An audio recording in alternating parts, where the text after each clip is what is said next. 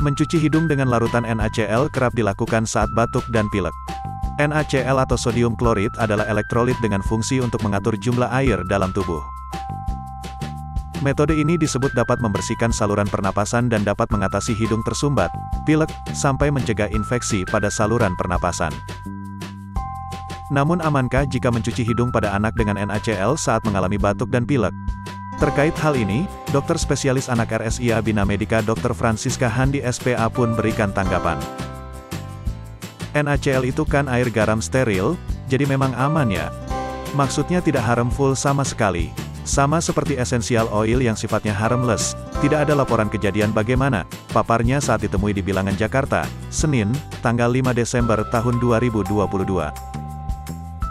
Selain itu, Dr. Francisca pun menjelaskan jika pada dasarnya, larutan NaCl merupakan cairan isotonik yang serupa tekanannya dengan cairan tubuh kita.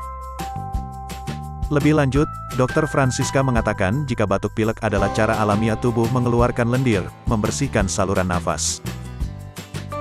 Jadi batuk dan pilek adalah refleks pertahanan tubuh yang sudah ada, dikasih sama Tuhan fungsi membersihkan saluran nafas, paparnya lagi.